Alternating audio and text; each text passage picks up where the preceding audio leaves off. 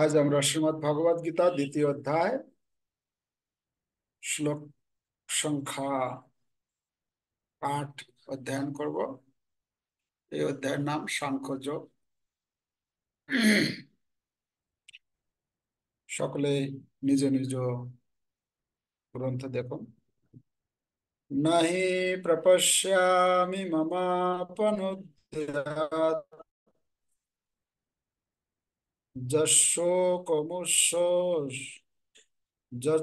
যচ্ছোকমুচ্ছ্রণমিন্দ্রিয়াণাম अवाप्य भूमा वशपत्मऋद्धम् राज्यं सुराणामपि चाधिपत्यम्।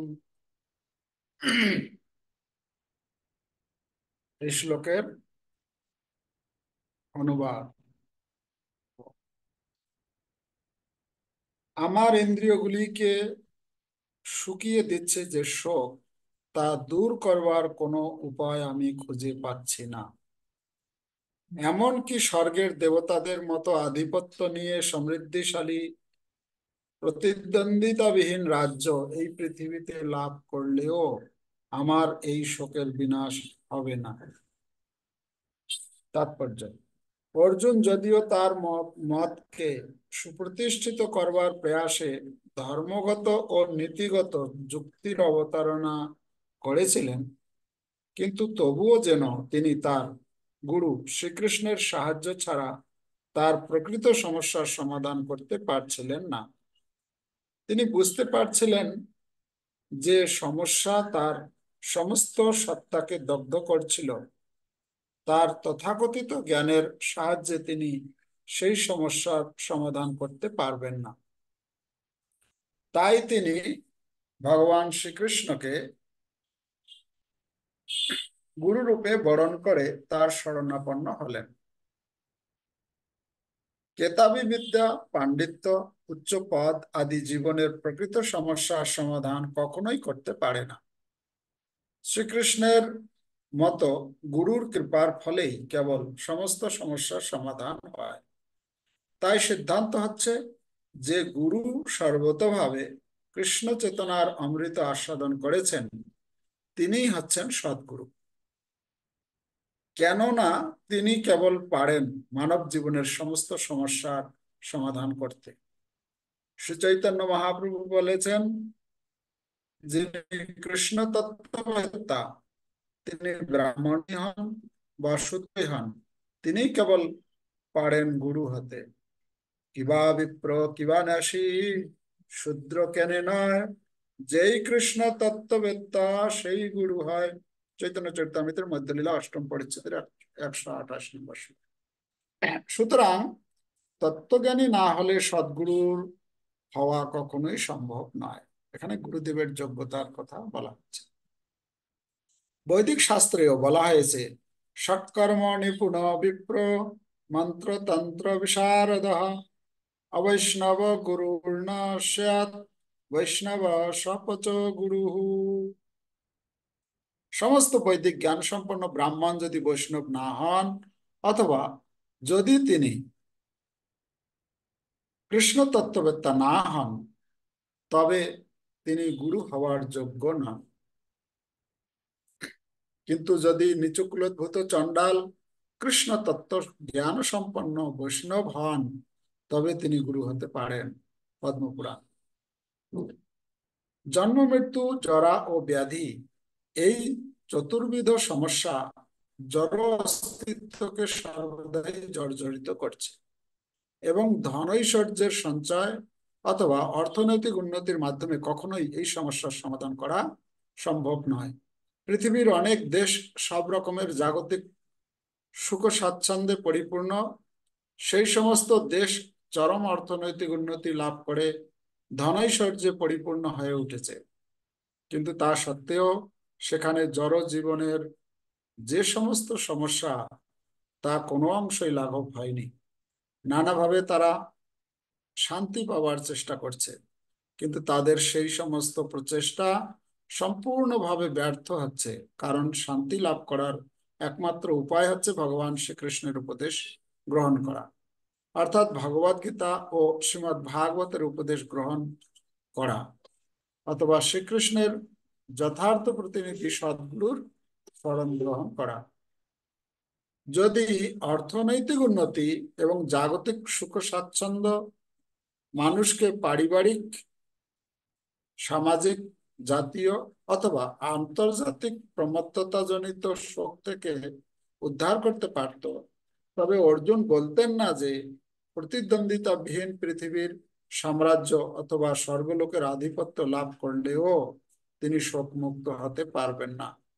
তাই তিনি শ্রীকৃষ্ণ তাই তিনি কৃষ্ণ ভাবনার আশ্রয় অবলম্বন করেছিলেন এবং সুখ ও শান্তি লাভের সেটি হচ্ছে পন্থা। অর্থনৈতিক উন্নতি এবং জড়জগতের উপর আধিপত্য প্রকৃতির অঙ্গুলি হেলনে মুহূর্তের মধ্যেই ধূলিসাৎ হয়ে যেতে পারে।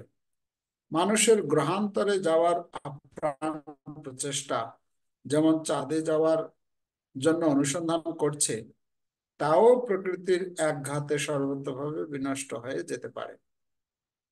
ভগবদ গীতায় তা প্রতিপন্ন হয়েছে। ক্ষীণে পুণ্যে মত্তলোকং বিশান্তি। সমস্ত পুণ্যকর্মের ফল শেষ হয়ে গেলে চরম সুখ ও সমৃদ্ধিপূর্ণ জীবন থেকে নিতান্তই নিম্ন স্তরের জীবনে পতিত হতে হয়। অনেক রাজনীতিবিদ এভাবেই অধপতিত হয়েছে এবং এই ধরনের অধপতন কেবল দুঃখের কারণ হয়ে দাঁড়ায়। তাই আমরা যদি আমাদের মঙ্গলের জন্য সর্ববিধ শোকের নিরসন করতে চাই, তবে আমাদের অর্জুনের মতো ভগবান শ্রীকৃষ্ণের শরণাপন্ন হতে হবে। সুতরাং অর্জুন যেমন শ্রীকৃষ্ণকে তার সমস্ত সমস্যার সমাধান করতে অনুরোধ করেছিলেন, প্রতিটি মানুষের উচিত সেভাবে ভগবানের শরণাগত হওয়া। সেটি হচ্ছে কৃষ্ণ ভাবনামৃতের পন্থা। এখানে খুব সুন্দর শিলা প্রভুপাদের প্রান্তর তাৎপর্য সমাপ্ত। নাহি প্রপশ্যামি মমাপনুদ্যত যৎশোকমুচ্চ শরণমিন্দ্রিয়াণাম অবাপ্য ভূমা বশপদ্মরিদ্ধম রাজ্যম সুরাণাম চাধিপত্য। দ্বিতীয় অধ্যায় 8 নম্বর শ্লোক। তো এখানে আমরা দেখতে পাচ্ছি অর্জুনের পরিস্থিতি। অর্জুন কি পরিস্থিতিতে আছেন? অর্জুন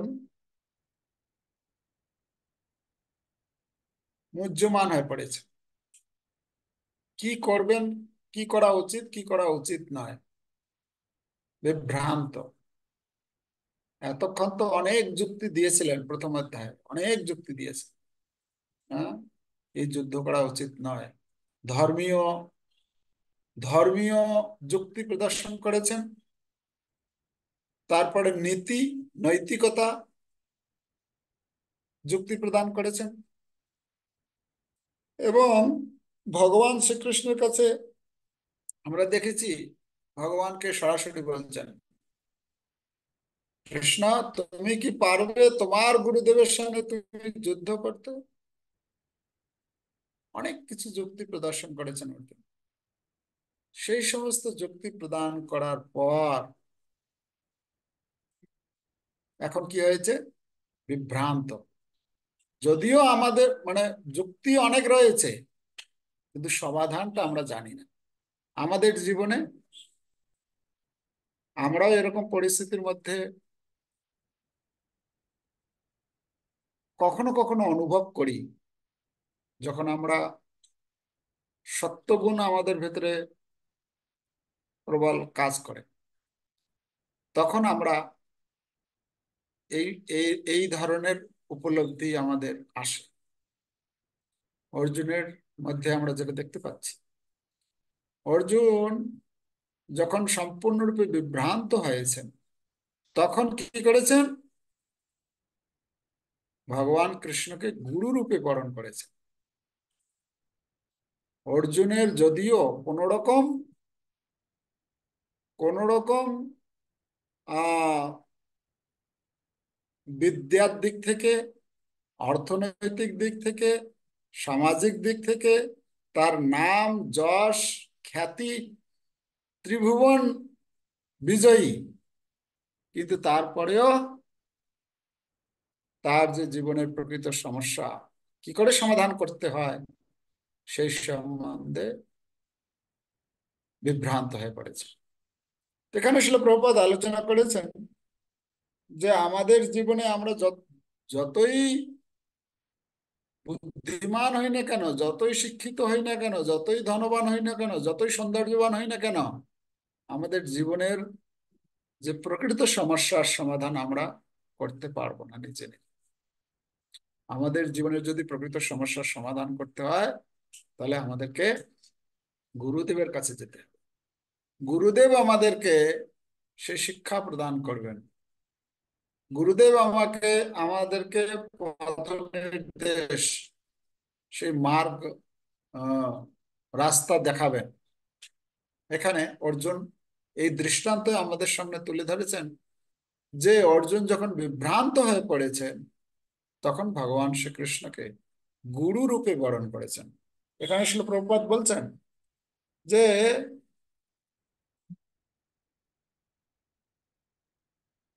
তিনি বুঝতে পারছিলেন যে সমস্যা তার সমস্ত সত্তাকে দগ্ধ করছিল, তার তথাকথিত জ্ঞানের সাহায্যে তিনি সেই সমস্যার সমাধান করতে পারবেন না। আমরা কি করি? আমরা আমাদের সমস্যাকে আমাদের বুদ্ধি, আমাদের বিদ্যা, আমাদের বল, আমাদের প্রচেষ্টা, এর উপর নির্ভর করে আমরা সেই সমস্যার সমাধান করার চেষ্টা করে থাকি। কিন্তু অর্জুনের কাছ থেকে আমাদের শিক্ষা নিতে হবে যে আমাদের বিদ্যা, আমাদের বুদ্ধি, আমাদের যোগ্যতা, আমাদের দক্ষতা, এইগুলি দিয়ে আমরা আমাদের জীবনের সমস্যার সমাধান করতে পারবো না। আমাদের জীবনের প্রকৃত সমস্যার সমাধান কিভাবে হবে? না, গুরুদেবের আশ্রয় গ্রহণ করা, ভগবানের আশ্রয় গ্রহণ করা। গুরুদেবের, সৎ গুরুদেবের আশ্রয় যখন আমরা গ্রহণ করব, সেই গুরুদেবের কৃপাতে, হরি হরি, গুরুদেবের কৃপাতে কি হবে? আমাদের জীবনের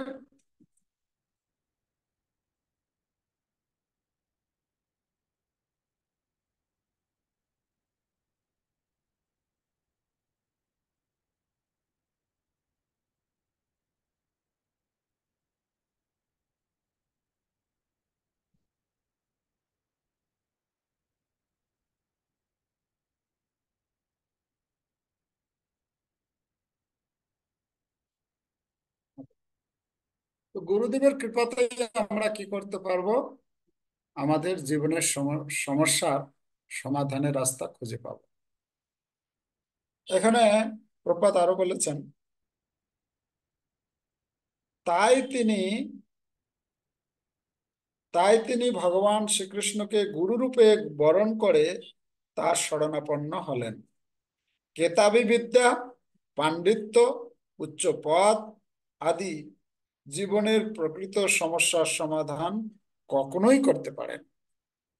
এটা হচ্ছে উপলব্ধি যে আমরা যে আমাদের নিজেদের প্রচেষ্টার মাধ্যমে যে আমরা আহ, আমাদের জীবনের সমস্যাকে আমরা, সমাধান তো হয় না, অ্যাডজাস্ট করার চেষ্টা করি। হুম, কি করে একটু ম্যানেজ করে একটা সমস্যাকে আর ঢাকা দিতে গিয়ে দেখা গেল আরো 5টা সমস্যা চলে আসে। তো সমস্যায় ভরা এই জগতে, সমস্যায় জর্জরিত আমরা। প্রভুপাদ বলছেন এই জগতে সমস্যা ভরা আছে, কিন্তু প্রকৃত সমস্যা হচ্ছে কি? আমাদের আমাদের জীবনের প্রকৃত সমস্যা হচ্ছে জন্ম মৃত্যু জরা ব্যাধি দুঃখ দোষানুদর্শ। জন্ম মৃত্যু, জরা এবং ব্যাধি, এই যে সমস্যা, এই সমস্যা হচ্ছে আমাদের মানে মুখ্য সমস্যা। মানে জন্ম, জন্মগ্রহণ করাটা একটা সমস্যা, জন্মগ্রহণ করার সমস্যা। জন্মের সময় মানে মাতৃগর্ভে যখন একজন শিশু থাকে তাকে কত কষ্ট করতে হয়। প্রভুপাদ বর্ণনা করেছেন সেই শিশু নিচের দিকে হেঁটো মুন্ড আর ঊর্ধ্বপদ, উপর দিকে পা করে ওই অবস্থায় থাকে। আর ছোট্ট একটু, প্রভুপাদ বলছেন অতটুকু জায়গা, মানে এত কম জায়গা ওই জায়গাটা, ওই কম জায়গার মধ্যে তাকে ওই কতদিন থাকতে হয়, 10 মাস 10 দিন। আর সেখানে যখন মা যখন কোনো ঝাল, টক ইত্যাদি এই ধরনের খাবার খায়, আর সেই খাবারের যখন সেই শিশুর যে নরম যে শরীর, সেখানে যখন স্পর্শ করে সে জ্বালা করতে থাকে, সে দুঃখ পায়, কষ্ট পায়, তখন সে পেটের ভেতরেই ছটফট করতে শুরু করে। আর তখন মা মনে করে যে আমার পেট ব্যথা হচ্ছে। হ্যাঁ, আসলে আসলে কি হচ্ছে, সেই সন্তান পেটে কষ্ট পাচ্ছে, তার জন্য সে ছটফট করে, তখন মায়ের ব্যথা লাগে। আবার কখনো কখনো পেটের মধ্যে যে কত আমাদের ছোট ছোট কৃমি কীট আদি রয়েছে, সেগুলো যখন সেই তার নরম শরীরে যখন কাটে, তখন সে ব্যথা পায়। তো এভাবে এই যে মাতৃগর্ভে থাকা বা জন্মের সময়, বলা হচ্ছে জন্মের সময় এত কষ্ট হয়, আর জন্মের পরে এই জন্য শিশু কান্না করতে শুরু করে। কত কান্না করে! যদি কান্না না করে, কান্না না করে মানে কি, কখনো কখনো শিশু এরকম হয়, সেই যখন মাতৃগর্ভ থেকে বেরিয়ে আসে এত কষ্টে সে অচেতন হয়ে যায়। মানে বেশি যখন কষ্ট হয়ে যায় তখন কি হয়ে যায়, অচেতন। অনেক সময় জন্ম হওয়ার পরে শিশু আর কান্না করছে না। তখন আমাদের কি মনে করে, আমাদের যারা মনে করে যে না, আরে দেখো কান্না করছে না কেন, তাকে কিছু কোনোভাবে যে কোনো প্রকারে কান্না করাতে। আসলে ঘটনাটা হয় যে সে অচেতন হয়ে যায়, এত দুঃখ আর সহ্য করতে পারে না। তো জন্মটা হচ্ছে একটা দুঃখ, মৃত্যুটা যে দুঃখ সেটা তো আমাদের আর, যদিও আমাদের উপলব্ধি নেই, কিন্তু আমরা যা শুনেছি, বলা হচ্ছে যে মৃত্যুর সময়ে যে যন্ত্রণা, সমস্ত শরীরের যে যন্ত্রণা হবে, 40,000 কাকড়া বিচা, একটা কাকড়া বিচা যদি কামড়ায় কাউকে, তাহলে তার গায়ে জ্বর এসে যায়, এত বিষ। আর সেই রকম বলা হচ্ছে 40,000 কাকড়া বিচা একসাথে কামড়ালে যা যন্ত্রণা হবে, সেই যন্ত্রণা হয় মৃত্যুর সময়। তাহলে এখান থেকে আমরা অনুমান করতে পারি যে মৃত্যুটা কত যন্ত্রণাদায়ক। আচ্ছা, মৃত্যু, জরা, জরা মানে হচ্ছে এই যে বয়স হয়ে গেলে, হ্যাঁ, বয়স হয়ে গেলে কত রকমের সমস্যা। বয়স হয়ে গেলে চলতে কষ্ট হবে, শরীরে ব্যথা হবে, আজকে হজম হচ্ছে না, কালকে কাশিতে কাশতে কাশতে, হ্যাঁ, সে ঘুম হবে না, পুরো চিন্তায়, হ্যাঁ, সংসারের বিভিন্ন রকম চিন্তায় একদম পুরো জর্জরিত হয়ে থাকবে। কেউ একটা কথা শুনবে না, এরকম কত রকমের অসুবিধা। আর সেইগুলো সহ্য করতে হয় যারা বৃদ্ধ, আমরা দেখি বাড়িতে সাধারণত এই বৃদ্ধ যারা গালিগালাজ করতে থাকে, কথা বকতে থাকে, কিছু না কিছু কেন করে, মানে তারা মেনে নিতে পারে না পরিস্থিতিগুলোকে। একই তো হচ্ছে শরীরের বিভিন্ন রকমের শারীরিক অসুস্থতা, বিভিন্ন জায়গায় ব্যথা, বিভিন্ন কিছু হচ্ছে, তারপরে পরিবারের এই বিভিন্ন দৃশ্য দেখে সেগুলোকে মেনে নিতে পারে না, কিন্তু কিছু করার নেই, কেউ কথা শোনে না। হ্যাঁ, এখন তো বাড়িতে তো এরকম হয় যে এই বুড়োটা যায় না কেন, হ্যাঁ, বুড়োটা যদি মরে যায় তাহলে বাঁচি। তো এগুলো কেন করে? তো এই যে পরিস্থিতি, এটা জড়া, জড়ার যে দুঃখ। আর হচ্ছে ব্যাধি। ব্যাধি আজকাল আমরা দেখি, যেখানে যাই হসপিটালে ডাক্তারের কাছে, সে লাইন দিতে হয়, কত বড় লম্বা লাইন। তো এই যে লাইন দিতে হচ্ছে, এই যে আমরা দেখতে পাচ্ছি, তো এটা কিসের জন্য? এটা রোগ, আমাদের শরীরের মধ্যে কত রকমের রোগ, তাই না? আজকাল তো এরকম এরকম রোগ হচ্ছে যার কোনো ডাক্তার ডাক্তারও কিছু বুঝতে পারে না। মানে কত রকমের টেস্ট দিবে, এই টেস্ট করুন, ওই টেস্ট করুন, এই করুন, ওই করুন, করার পরেও রিপোর্ট দেখার পরে মেডিসিন দিয়ে কাজ করছে না। মানে রোগটা ধরতেই পারলো না। মেশিন, মেশিনের উপর নির্ভর করে ট্রিটমেন্ট হচ্ছে। হ্যাঁ, কিন্তু আগেকার দিনে ট্রিটমেন্ট করতে তাও একটু ভালো ছিল আগেকার দিনে, যে নারীদেরকে সবকিছু বলে দিত যে কি রোগ হয়েছে, লক্ষণ কি কি, হ্যাঁ এই রোগের কি মেডিসিন হবে ইত্যাদি। এখন তো ডাক্তারের কাছে গেলেই আগে লিখে দেবে, এই টেস্ট করুন, ওই টেস্ট করুন, ওই করুন। মানে ডাক্তারের নিজের কোনো অভিজ্ঞতা নেই, ও মেশিন যেটা বলবে ওই মেশিনের উপর নির্ভর করে ও মেডিসিন লিখে দেবে, যেটা রিপোর্ট দিবে মেশিন সেটাই। যাই হোক, তো এটা আমাদের আমাদের প্রসঙ্গ ছিল যে আমাদের জীবনের সমস্যা।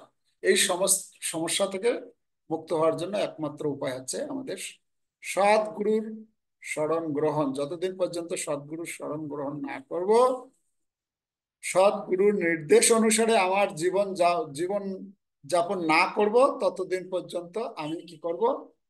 এই জড় জগতের মধ্যে আমাকে থাকতে হবে।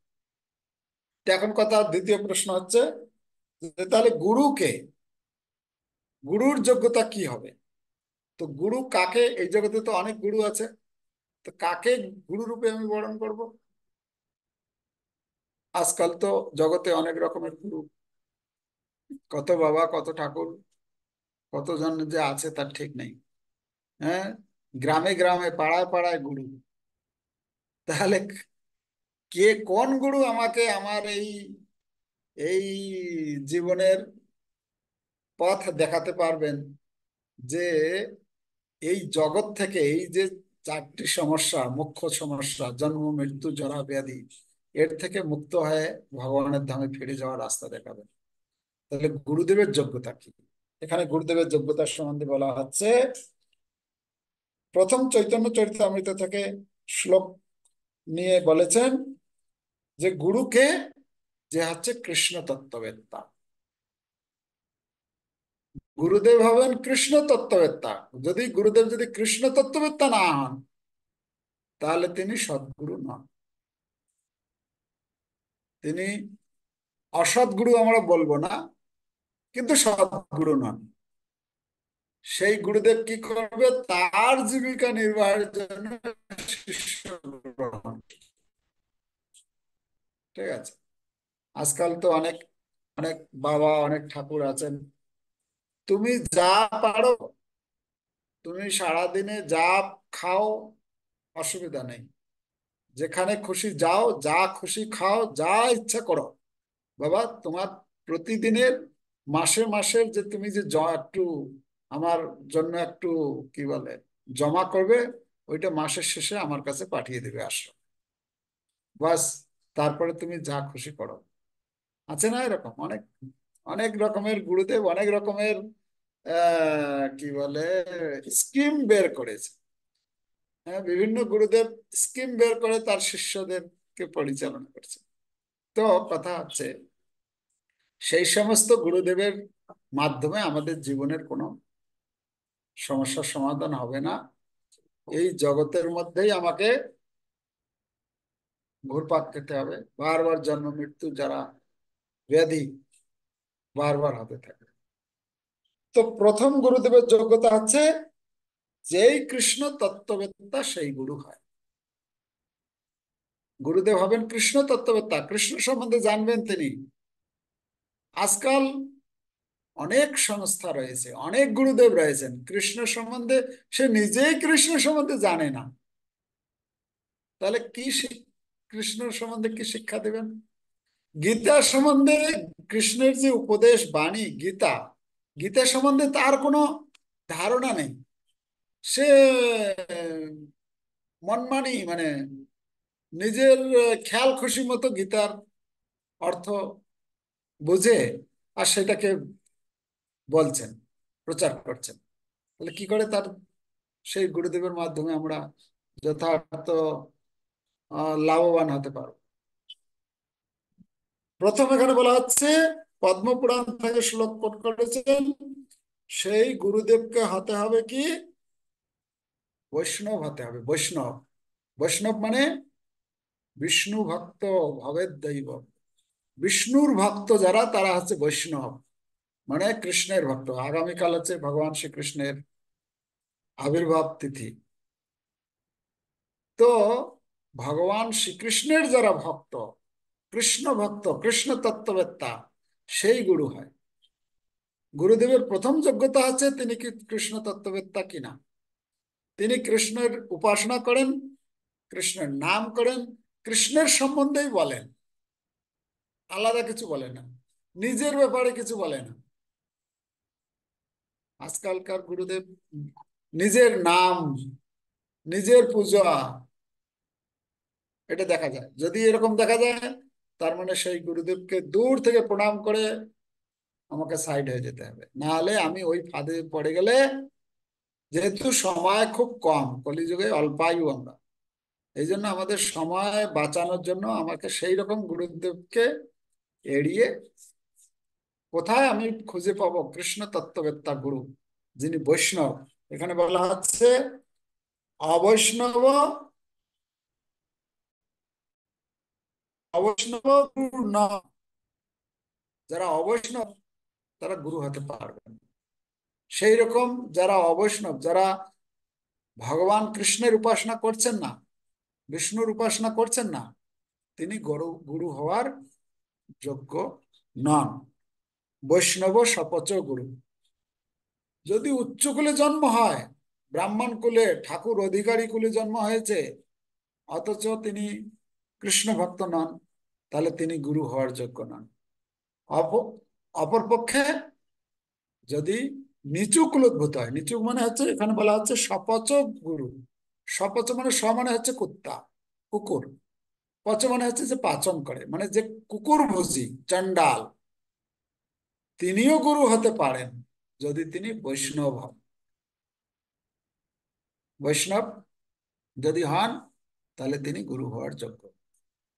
তাহলে এখানে গুরুদেবের যোগ্যতা সম্বন্ধে বলছেন, সেই রকম গুরুদেবের যদি আমরা শরণাগত হই, এখানে বলছেন প্রপাত তাৎপর্যে, নানাভাবে তারা শান্তি পাওয়ার চেষ্টা করছে, কিন্তু তাদের সেই সমস্ত প্রচেষ্টা সম্পূর্ণভাবে ব্যর্থ হচ্ছে। কারণ শান্তি লাভ করার একমাত্র উপায় হচ্ছে ভগবান শ্রীকৃষ্ণের উপদেশ গ্রহণ করা, অর্থাৎ ভগবদ গীতা ও শ্রীমদ্ ভাগবতের উপদেশ গ্রহণ করা, অথবা শ্রীকৃষ্ণের যথার্থ প্রতিনিধি সদ্গুরু শরণ গ্রহণ করা। সদ্গুরু শরণ গ্রহণ করতে হবে এবং তার কাছ থেকে তার আদেশ নির্দেশ মতো যখন আমরা জীবনযাপন করব, তখন আমরা আমাদের জীবনের সমস্যার সমাধান খুঁজে পাব।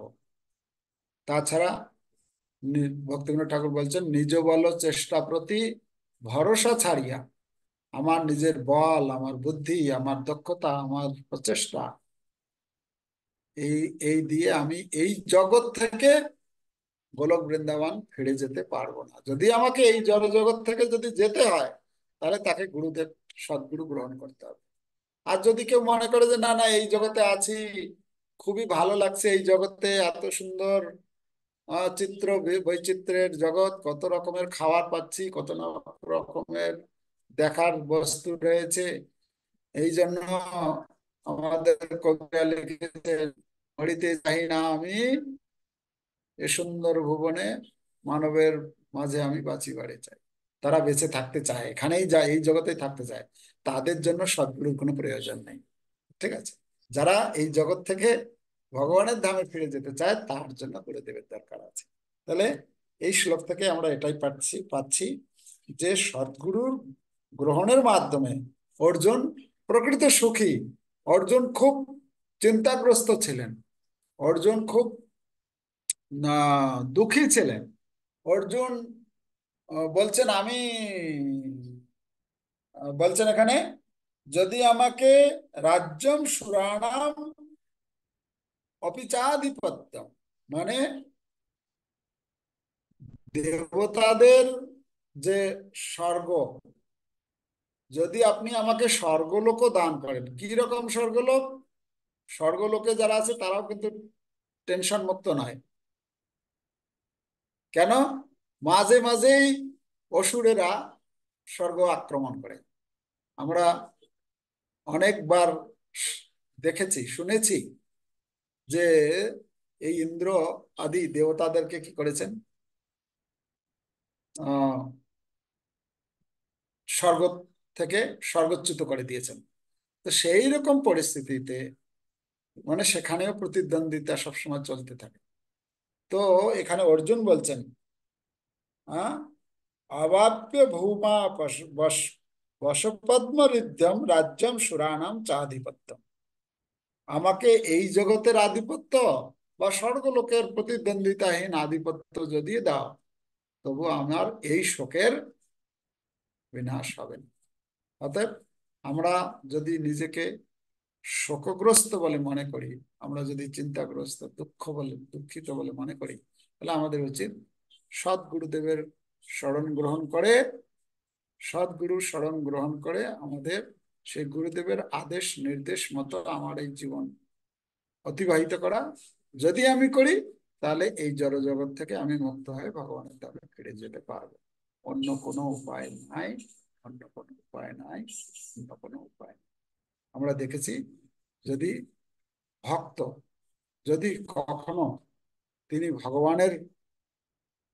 ভগবানের আরাধনা করছেন কিন্তু গুরুদেব গ্রহণ করেননি, কিন্তু তখন কি করেন, ভগবান গুরু রূপে গুরু রূপে তার তার কাছে আসে। আমরা দেখেছি ধ্রুব মহারাজ বাচ্চা, ছোট বাচ্চা ছিলেন। ছোট বাচ্চা, সে জানে না কি করে সাধন ভজন করতে হবে, কিন্তু শুনেছেন যে বিষ্ণুই একমাত্র এই সমস্ত দুঃখের করতে পারেন, সমাধান করতে পারেন। তো মার কাছে শুনে ভজন করতে যাচ্ছেন, ভগবানের দিকে দেখছেন, আরে এ তো গুরু গ্রহণ করলো না এখনো, কিভাবে সাধন ভজন করবে, তার আদেশ নির্দেশ সেগুলো তো লাভ করতে হবে তাকে।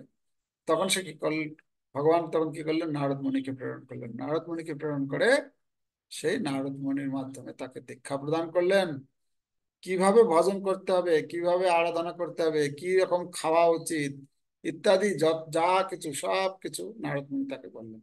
এবং আমরা দেখেছি 6 মাসের মধ্যেই সে ভগবানকে লাভ করতে পারলো। তাই আমাদের জীবনেও আমরা আমাদের গুরুদেবের আশ্রয় গ্রহণ করে ভগবদ গীতা আর ভাগবতের কথা এখানে বলা হচ্ছে, ভাগবত ভগবদ গীতা ভাগবতম শ্রবণ অধ্যয়ন, গুরুদেবের আশ্রয় গ্রহণ করে তার নির্দেশাদি যদি আমরা পালন করি, তাহলে আমরা আমাদের জীবনের সমস্যার সমাধান করতে পারবো, এই জড় জগৎ থেকে মুক্ত হয়ে ভগবানের ধামে ফিরে যেতে পারবো। হরে কৃষ্ণা হরে কৃষ্ণা কৃষ্ণ কৃষ্ণ হরে হরে, হরে রাম হরে রাম রাম রাম।